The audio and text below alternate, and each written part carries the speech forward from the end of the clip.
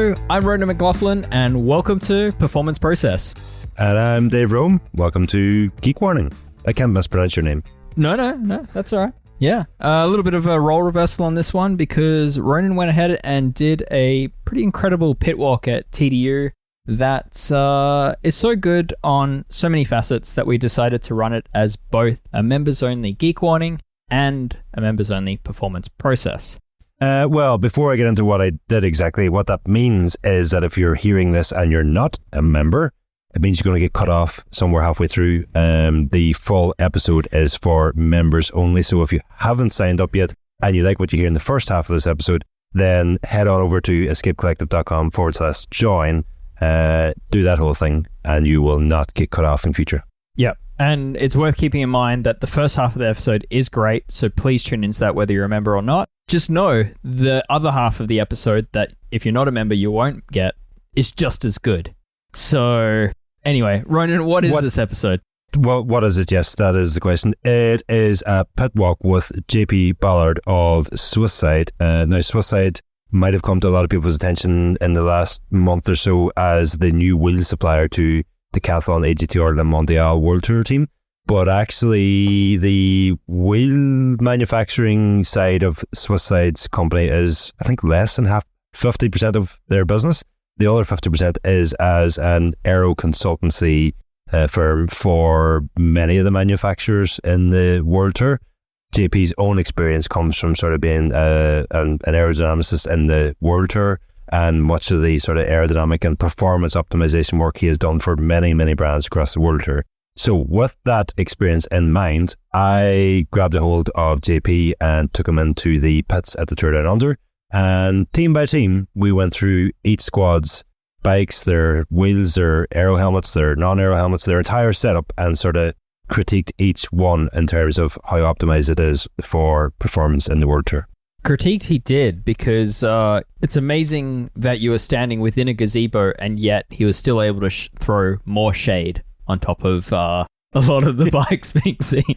There were times we were outside the gazebo, so maybe that helped. But yes, there was a lot of shade thrown, a lot of question marks put out there, and a lot of answers also in terms of, what is the cost of running an all-rounder bike versus running a dedicated aero bike? How much of a gain is an aero helmet versus a vented helmet, and when you might forgo that gain in terms of it might be better running the vented helmet, what the different fabrics are used and what they mean, some of the sort of wheel design, some of the spoke designs, are carbon spokes worth it? What he is seeing when he looks as an aerodynamicist at each of the frames and what that might tell us about their performance.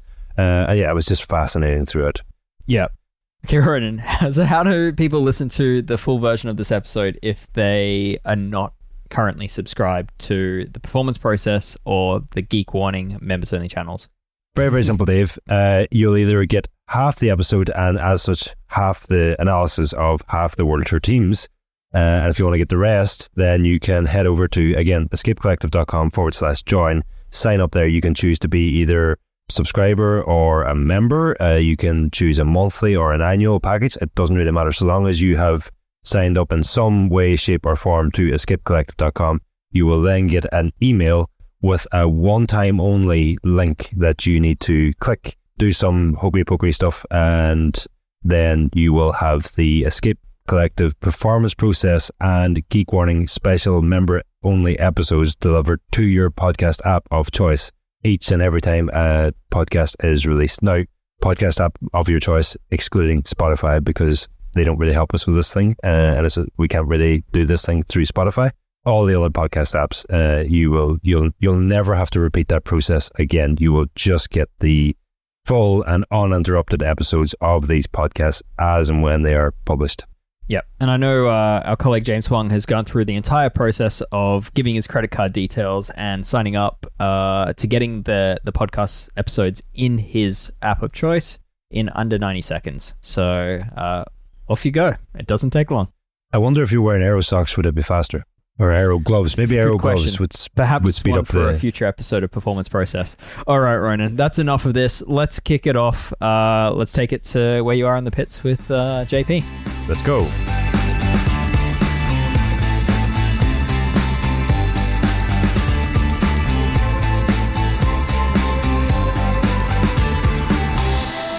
Welcome to a special episode of Geek Warning and Performance Process Podcast today. We're coming to you from Tour Down Under in Adelaide.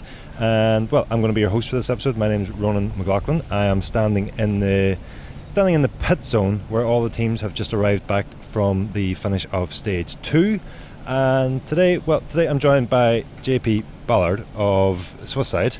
And we're going to go, JP has an enormous and extensive history and vast amount of experience in working in aerodynamics, both in Formula 1 and in cycling now. The SwissSide brand formed around about 10 years ago and is entering its first year in the WorldTour with Decathlon AG2R Le Mondial team.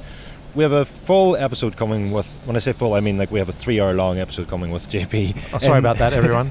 In the coming days, in the coming weeks. We may well split that one into two. So I'll not delve too much into the background of SwissSide and JP's own experience here today, because we do delve into that in that episode. What we want to do today is we're going to take a quick run through these pits here, and we're going to pick JP's aero mind, his performance mind, and try to just have a look around the different teams, what some teams are doing really well in terms of performance, in terms of aerodynamics, what some teams could be doing better, what has you a little confused, and what has you, so especially some of the new kit, what you think is interesting. So I think maybe the best place to start is to get that, let's say, conflict of interest that you have out of the way, and that you are CEO and founder of SwissSide. SwissSide is now sponsoring Decathlon AG2R Le Mondial. They're riding your wheels this season. You've also been involved in the development of that Van Rysel RCR frame and their helmet also, the FCR helmet. Is that the best place to start? We're standing outside their team bus. Maybe you could talk to us about that RCR bike, some of the details that went into it, and some of the sort of background that you know on it. Yeah, hi Ronan, hi everyone listening. There's actually not such a great conflict of interest here because the RCR bike, we only did the wind tunnel testing of it. So the actual design of the bike was done from the Van Rysel team together with Arkea, and Arkea is the French aerospace agency. So with this particular frame, we weren't directly involved. However, I have to say we were really positively surprised when we put it through our wind tunnel testing process to see how competitive it was. And we've seen it as well during this race with the feedback of the riders and the way they're catching other teams without pedalings on the descent, that the bike really is a really great package. All right, well, with that in mind then, is there anything they could have done better about that new Van Rysel frame, or anything you're spotting about it? Presumably, you've wind tunnel tested it, so you've seen this bike a long time ago. Perhaps they're already working on a follow-up. Can you give us any insight into the frame from that point of view? Yeah, I think the frame is a really good one. It's a compromise frame in terms of it's a climbing bike. Mm-hmm. So with a climbing bike, you obviously have to focus on reaching the minimum UCI weight limit, 6.8 kilos, with your given wheel set, which in this case is our Hadron Ultimate 500. And they've done a great job to achieve that. A great job in terms of the stiffness, so key things are bottom bracket stiffness, head tube stiffness, and from an aerodynamics point of view, you don't want to neglect aero on a climbing bike, because in the end of the day, aerodynamics also plays a role on the climbs, and there's a lot of flats and downhills as well in the mountain, so you have to have a good all-round bike. So this is very much a very good all-round bike. We're seeing a lot of manufacturers going to that one bike for all solution. Can you give like an average? How much are you giving up? How much are you leaving on the table by not going with a dedicated aero bike? I think you're leaving at least 8 watts, if not 10 watts on the table at 45 to 50 kilometres an hour, and you can't do that. So it's really interesting to see the philosophies of some brands, because actually if you're going to have just one bike, you would choose the aero bike. Okay. However, that said, that's where maybe I'm not totally correct, is that the Tour de France is won in the mountains, and particularly with the way they're styling etappes now, and they've got a lot of mountain finishes at 20%. If a rider takes 20 seconds on that sort of an etappe, and a weight penalty of half a kilo to an aero bike can play a role in that, then of course there is an argument to have that you have to have the climbing bike. So the answer is you need both. It's the Alex Dowsett described it as the Mike Woods problem, in that where Mike Woods will win a stage is on the steepest of climbs, but Do you get him there with more energy reserves, or do you get him there with a bike optimised for where he can win the race? Look, I think the future will see bike changes at the bottom of these sorts of climbs.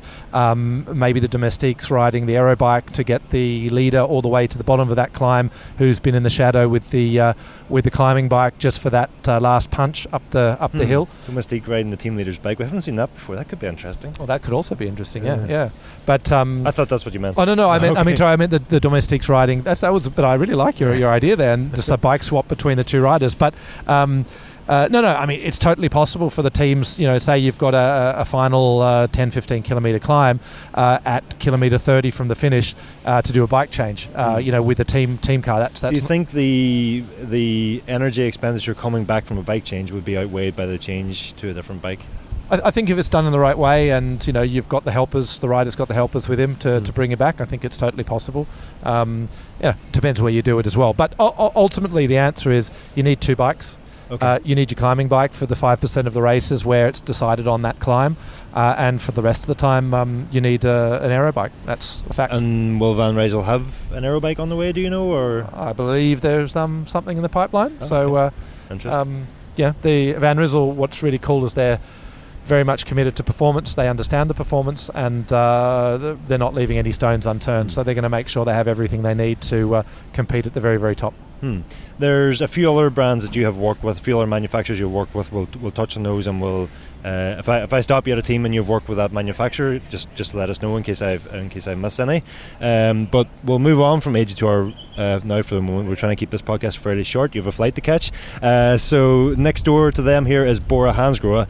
We can sort of take off two teams with one here, because Bora and Soudal Quickstep are on the same Specailized setup, Specailized helmets, Specailized tarmac SL8 frames, Roval wheels, Specailized tyres. Tell me, what are you seeing with these teams? How well optimized are they? What are you noticing about this team? Yeah, I mean, I've got to say I'm very, very perplexed about Specailized's approach, because I'd say their bike is one of the least aero bikes here on the circuit. Even the SL8?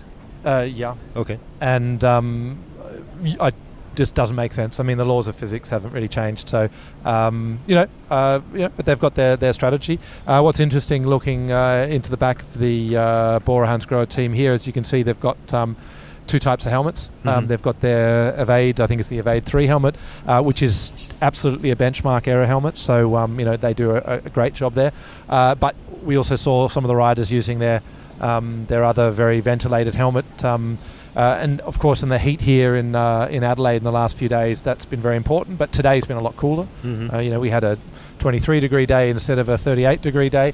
So helmets is also an important topic.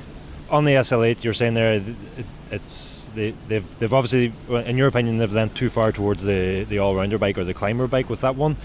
Can you claw any of that back with the wheels? Because I know that bike is shipped with 26mm tyres, if I'm correct, and test 26mm tyres, you're going to get a better aero profile. Do you think is that maybe what they're working towards there, or? I don't think so. I mean, the down tube really isn't. It's the down tube that's. Down tube is particularly, let's say, non-aero, and I think they give a lot with that. Okay, they can probably make the bike lighter because it's quite large section. They can make thinner walls, bring some additional stiffness, but everyone's got their own philosophy. So that's obviously Specailized philosophy. With the tyres. The slick tyres, without profile on them aren't good for aerodynamics. So we know that the cotton profiles that they use, the cotton tyres, are extremely good for rolling resistance. But it's a package, and you've got to have the combination of aero performance plus rolling resistance. So personally, I'm not a fan. But again, that's every brand does what they feel is right, and perhaps they know something we don't. You've mentioned in the podcast we recorded earlier this week about. I'm going to paraphrase you here, but basically what you were saying was it's the quickest way to the finish line that's most important. You're talking about Formula 1. Its quickest lap time is really all that matters. Looking here, next team across is I'm going to look at Arkea Samsic first, because they do have an aero and a sort of do-it-all lightweight all-rounder frame. They've got the Ultra XR4 and the Specailissima. A lot of riders seem to be using the Specailissima. Do you think that is, they've looked and they've said, well, this is the fastest setup for the entire Tour Down Under, or just what's going on there? You think they've got an aero bike but they're choosing the all-rounder? Yeah, I mean, for me, the all-rounders there are a lot of features on this bike that make no sense from an aerodynamics point of view. So I'd say this is a no aero bike. So it's very much designed, obviously, to have maximum stiffness and minimum weight, which is fine, for what they're choosing. But I think the aero bikes are a much better solution, and especially on an etap like today, aero really was king. Those two climbs had a certain level of importance, but particularly with the downhill stretch to the finish, it really was the sprinter stage, so it would have been an aero bike stage. Well, today's stage, you mentioned it there, Isaac Del Toro, UAE, won the stage. He was on Colnago's V4 RS there. A certain Tom Boonen had some scepticism about this, the V4 RS last season. He had suggested had Pogacar been on a different bike, he might have won by even more. What's your thoughts? They've certainly paid some aero attention to this frame. They're sticking with the sort of all-rounder approach, so they've taken clear measures to try and reduce the weight. But then when you look at the deep profile MV rims that they're running, there seems to be a lot of consideration here for aero. What's your thoughts? Yeah, no, I think it's a good all-round bike. I managed to take a look at one that had no paint on it today. I don't know where that came from, but okay. You can get really a look, because sometimes with the paint, depending on how much filler they put on it, it sort of hides some of the edges and the true lines. But no, I think it's a good all-round bike. Nothing that sort of stands out to me here. Only it's got a very thin fork. From an aero perspective, fork's very important.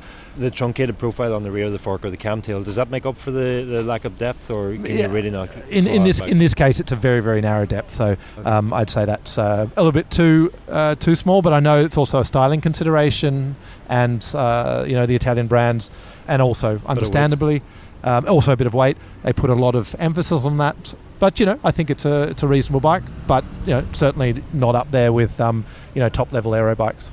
They've got the MV cockpits on these bikes. MV just releasing a new SES AR flared drop handlebar today, today as we're recording this. Not very many flared drops here, extremely flared drops. With the introduction of the lever angle rule recently, do you think we're going to see more flared drops and more extreme flares on drops to try and claw back some of the aero gains that riders might be losing with the new regulation? Yeah, I'm not sure if there's really such a huge gain there. Purely from an equipment point of view, we don't see any aero gain from the flared drops, but it seems to be more of how the rider can lay onto the drops and position the hoods there to get a more comfortable aero position. Like the levers alone turned in probably would test slower because you're increasing the frontal area. Of course, yeah. But it's all about a rider integration thing.